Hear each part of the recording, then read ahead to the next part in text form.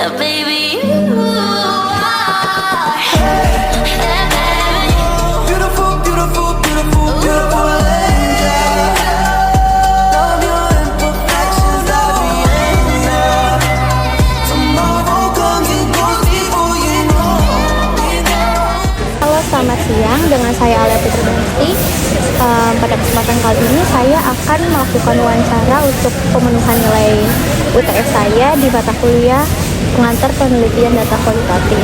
Wawancara ini dilaksanakan dengan tujuan mengetahui tanggapan pemangku kepentingan terkait budaya self-service. Berikut saya akan membacakan terlebih dahulu mengenai informan konsen kepada Mbak Nia.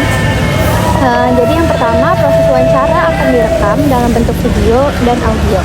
Informan diperbolehkan untuk meminta hasil rekaman. Yang kedua, pertanyaan akan ditanyakan dengan bahasa formal. Informan diperbolehkan untuk menjawab dengan bahasa informal. Jadi senyamannya saja. Yang keempat, video wawancara akan dikirim ke dosen pengampu untuk penilaian sehingga hasil wawancara akan diketahui oleh peneliti, informan, dan dosen yang bersangkutan. Apakah Mbak setuju? Iya, saya setuju. Baik, sebelum kita tanya jawab, boleh Mbak perkenalan terlebih dahulu? Kenalin, nama saya Cindy. Saya penjual di NL Balsem. Saya dijual bento sekitar 10 tahun udah. Jadi nama aku Syasmina Jihan Hanania, biasa dipanggil Syasmina, dari Ilmu Politik Angkatan 2023. Apa yang Mbak ketahui terkait budaya self-service di NL Balsem?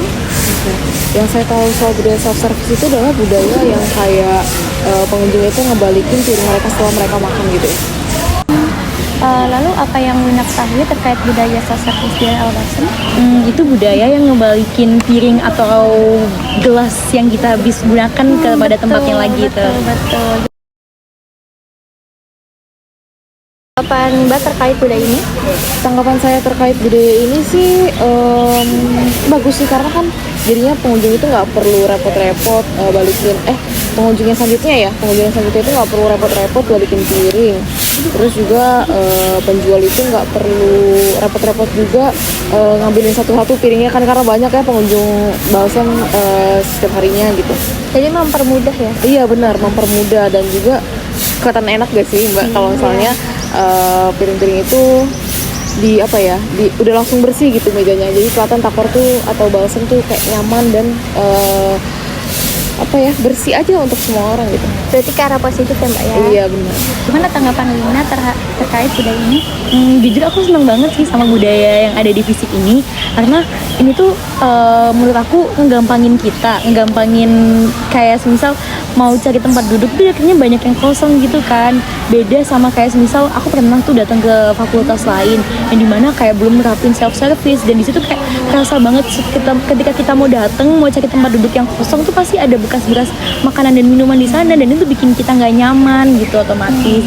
Dan aku ya berharapnya semoga ini tuh hal yang baik ya, semoga tuh di fakultas lain tuh segera ada penerapan self service juga kayak yang ada di FISIP gitu. Seberapa sering Wina ke NL Balsem?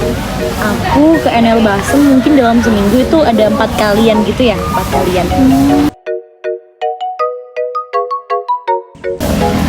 Lalu Wina sendiri nih sebagai mahasiswa menerapkan nggak budaya self-service?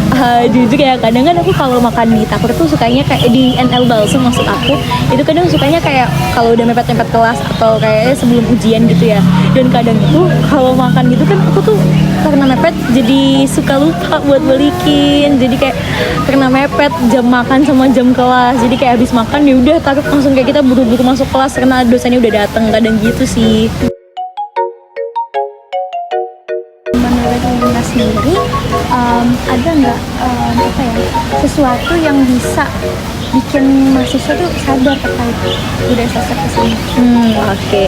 Kalau yang bikin mahasiswa sadar sih kayaknya tadi ya. Jadi kayak ternyata self-service tuh bukan cuma kebutuhan pedagang doang yang ingin dibantu membersihkan, tapi itu kebutuhan kita juga sebagai mahasiswa, dimana kita tuh butuh tempat buat makan yang nyaman, kita butuh tempat efisiensi waktu lah ya. Jadi kita kalau mau makan itu nggak nunggu orang beres-beres atau petugas beres-beres dulu, tapi efisiensi waktu kayak kita udah datang datang dengan tempat yang udah bersih, dengan nyaman. Itu kayak menurut aku juga keuntungan buat mahasiswa juga sih gitu. Dan ya itu adalah satu hal pemicu yang bisa bikin mahasiswa tuh selalu mau melakukan kebiasaan baik itu.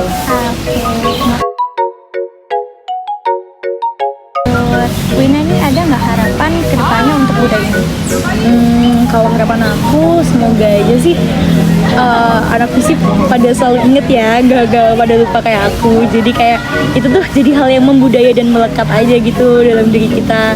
Kayak jadi habit buat semua anak FISIP kalau emang habis makan, habis minum tuh kayak udah langsung balikin aja tanpa nunggu-nunggu, tanpa ngobrol-ngobrol dulu atau apapun itu langsung balikin gitu. Semoga bisa jadi habit sih buat semuanya. Apa harapan Mbak terkait budaya Sanchartis ini ke depannya? Harapan saya sih semoga budaya ini makin dilakukan gitu ya, dilestarikan gitu oleh semua pengunjung, nggak cuma pengunjung dari anak-anak FISIP aja tapi juga semua ya, benar-benar semua lapisan, baik yang staff, baik juga pengunjung dari fakultas lain. Dan kalau bisa sih ada apa ya, tulisan-tulisan gitu ya, bisa bikin makin pengunjung tuh semakin sadar gitu akan adanya budaya ini, karena kan itu kan budaya yang tidak tertulis ya, aturan yang nggak tertulis sebenarnya, tapi itu bagus banget untuk membantu memudahkan pekerjaan semua orang menurut saya gitu Mbak. Berarti bagi Mbak itu diperlukan adanya sarana seperti media cetak ya? Benar, boleh seperti itu. Baik, terima kasih Mbak atas waktunya, sudah membantu wawancara ini. Iya. Terima kasih Wina atas tanggapannya terkait budaya ini. Iya.